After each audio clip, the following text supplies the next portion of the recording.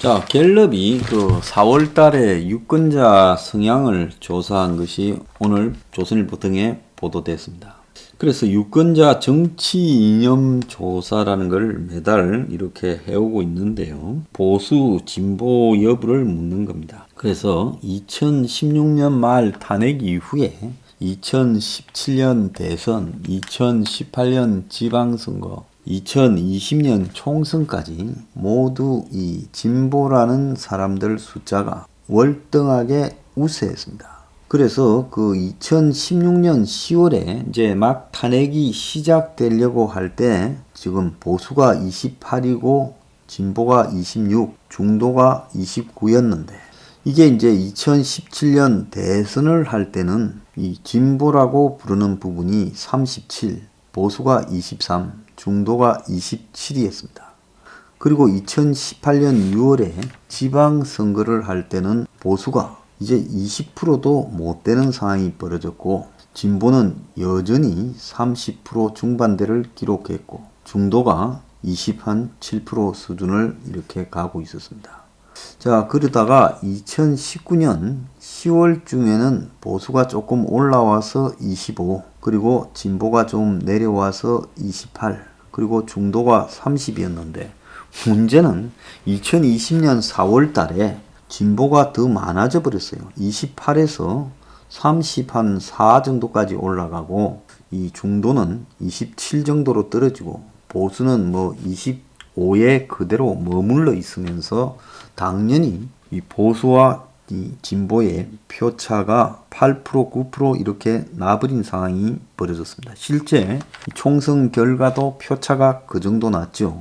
그런데 지금 이제 4월 달에 보면 보수 진보가 26, 26으로 똑같았고 그리고 중도가 33입니다. 자, 용어에서 보수 진보를 보수를 진부하게 생각하고 진보를 작다고 생각하는데요. 진보라는 걸 이렇게 생각하면 안 되겠습니까?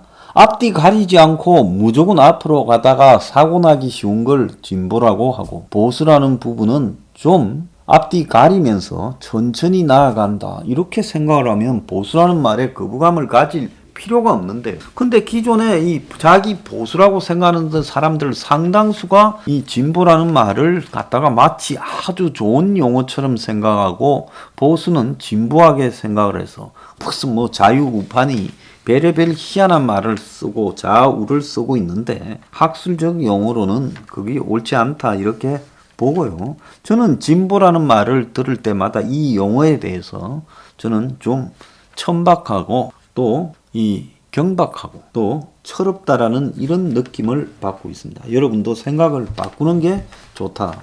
제가 용어를 고치지 않겠습니다. 학술적 용어를 고칠 수는 없는 겁니다. 그런데 지난 1월부터 이 진보라는 자들이 28에서 26으로 점차 떨어졌고 보수는 25, 26으로 거의 변함이 없었다는 겁니다. 그래서 2016년 10월 이래 보수는 거의 이 수준이었어요. 한때 20%가 깨어질 위기까지 내려간 적은 있지만은요. 그런데 중도는 31에서 33으로 늘어났다는 거예요. 그래서 중도가 제일 많아지고 그리고 보수 진보가 동률을 기록했는데 그러면 지난 4월 7일 이 서울 부산 지방선거 부분에서 대성이 나타난 부분은 이 중도라는 자들이 지금 문정권 심판으로 돌아섰다. 결국 20, 30대 남성들이 돌아선 부분 그것이 결정적이었다. 이렇게 봐야 되는 겁니다. 자, 그래서 진보 우위라는 것이 이제 겨우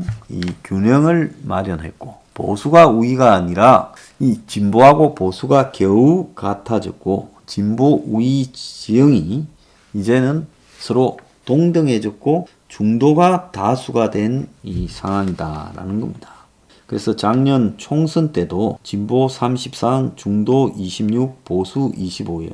보수는 지금이나 그때나 비슷했어요. 그런데 그때 진보로 33 가고 중도가 26이었는데 이제 바뀌어서 중도가 33이고 진보가 26인 시점이 돼버린 겁니다. 자, 그래서 총선 이겼을 때만 해도 20년 집권이 가능하다 이랬는데 지금 1년 만에 완전히 지금 중도와 진보가 서로 자리 바꿈을 하고 보수는 거의 비슷한 상황으로 왔다는 겁니다. 그런데 그 1년 사이에 가장 많이 바뀐 세대가 20대와 50대. 그래서 20대와 50대의 진보 비율이 높았는데 20대는 진보가 35에서 25로 줄었고 50대도 36에서 28로 줄었다는 겁니다. 그래서 총선까지 현 정권에 기대를 걸었던 진보층이라는 자들이 지금 중도로 옮겨왔어요. 그래서 보수로 온 게 아니라 중도로 옮겨왔다. 그건 보수라는 거는 지난 2016년 10월부터 2021년 4월까지 5년이 경과하는 동안에 거의 변하지 않았다는 거예요. 그러면 누가 지금 표를 던지느냐? 중도의 선택에 따라서 내년 대선이 달라진다는 거예요. 그래서 이 보수 진영에 있는 사람들은 자신들을 매우 대단하게 평가해요. 저 트럼프 충이라든지 또 뭐 박근혜 탄핵을 갖다가 먹고 사는 탄핵 충이라든지 또 더 나아가서 지금 뭐 부정선거 충 이런 자들은 자기들이 마치 대단한 것들을 하고 있다고 착각하고 있지만은 이 어떻게 보면 26 정도에서 절대 바뀌지 않는 25, 6을 오가고 있는 이 보수층의 내부의 일부에 불과하다는 겁니다. 그래서 이 보수 내부에 뭘 보수를 갖다가 보수가 좀 더 낫게 하고 이런 수준으로는 내년 대선이 되는 게 아니다는 거죠. 자, 이번에는 중도층이 보수 편을 들어줘서 오세훈, 박영준을 뽑아줬지만 그랬는데 1년 뒤인 내년 지금 3월 대선에서 지금 보수가 바뀌지 않고 또 숫골짓을 하면 이들 중도라는 자들이 또 저 자발손을 충분히 들어줄 수 있다는 1년 만에 총선회 때 밀어줬다가 배신했듯이 또 1년 만에 또 보수를 배신하고 저쪽 편을 얼마든지 들어줄 수 있다는 겁니다. 그래서 민주당에서는 먹고 사는 문제가 아니라 검찰 언론 개혁에 과도하게 집착한 이 정권의 민심이 떠나서 부동산 경제 그리고 코로나 문제 등의 유능함을 보여줘야 중도층의 표심을 잡을 수 있다. 자, 현 정권의 내로남불 위선 무능에 실망해서 진보층 이탈이 커졌다. 자, 이렇게 하지만은 앞으로 1년 동안에 국민의 힘이라는 걸 딱 보고 나면 저자들이 변해가지고 보수가 더 늘어날 거라고는 안 보인다는 겁니다. 그래서 1년 동안에 김종인이 데려놓고 가진 노력을 다 했지만은 불과 1% 늘었다. 그러니까 보수의 변화와 혁신이 총선 때에 비해서 아무런 성과가 없었다는 겁니다. 자, 이 와중에 오늘 보면 황교안이가 또 등장해서 윤석열 내가 돕겠다. 통합열차 빨리 올라타라. 안경 바꾸고 이발 다시 하고 나와가지고 절에 떠들고 있습니다. 저런 자가 나오는 순간에 보수는 끝나는 거예요. 그래서 저 황교안이 조선일보가 인터뷰 시켜주고 여러 언론이 인터뷰 시켜주는데 저자의 등장은 보수를 망하게 하려는 문가리의 원모 심려다. 저는 그렇게 봅니다. 오늘 보면요. 민주당의 대표가 된 송영길이가 전 여당 지도부와 차별화된 행보를 합니다. 송영길 하면 친북 친중적 색채가 강하고 이념적으로 굉장히 좌파적이다라고 생각하고 있는데 완고하게요. 송영길이 세월호 챙기다가 제복 입은 분, 즉 군경 이런 분들한테 소홀했다라고 발언을 국립현충원에 가서 언급을 했습니다. 박정희, 이승만 전 대통령의 공로를 언급하며 세월호 챙기면서 제복 입고 돌아가신 분들에게 소홀했다. 그래서 과거 지금 당의 형태와 골수 지지층의 반발을 무시하고 송영길이 자기 페이스로 가겠다는 걸 첫 행보에서 보여줬어요. 김대중, 김영삼, 박정희, 이승만 묘역을 차례대로 참배하고 박정희 전 대통령 묘역을 마지막으로 참배한 뒤 방명록에 자주 국방 공업 입구 국가 발전을 위한 대통령님의 헌신을 기억한다. 박 대통령이 미사일 개발 사업을 선도해 국방력이 튼튼해졌다. 이승만 묘역에서는 3.1 독립운동, 대한민국 임시정부, 4.8년 대한민국 정부 수립에 기여한 대통령님의 애국 독립 정신을 기억한다. 이렇게 썼고요. 국제 정세를 제대로 본 것은 이승만, 김대중이라는 이런 말도 했습니다. 자, 지금까지 문재인, 추미애, 이해찬 대표들이 이승만, 박정희 묘역을 갖지만 예우 차원, 통합 차원이라 했지 방명록을 쓰거나 공을 언급하지는 않았어요. 또 윤호중 원내대표 등 당 지도부에게 아들이 유니폼 입고 돌아가신 분들에게 민주당이 너무 소홀히 한다. 세월호는 그렇게 하면서 챙기면서 이렇게 말을 했다고 합니다. 자, 그리고 그 6.25 전쟁 영웅 김종호 장군 손원일 제동 묘역도 참배해서 이 언급을 했고, 진보 진영의 금기를 깨려는 파격적인 행보를 하고 있다.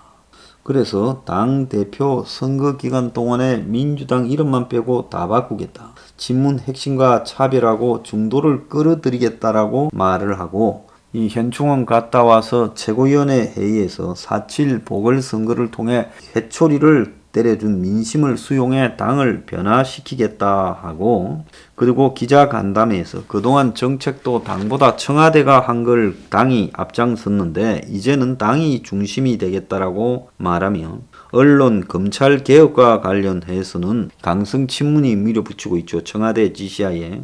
진영 경과를 보고 당 차원에서 토론하겠다 이렇게 말을 하고, 문자 폭탄에 대해서도 상처 주지 마라라고 말을 했습니다. 그래서 이 송영길이 계파색이 비교적 없는 사람인데 주요 당직도 비문, 비주류를 주로 발탁했어요.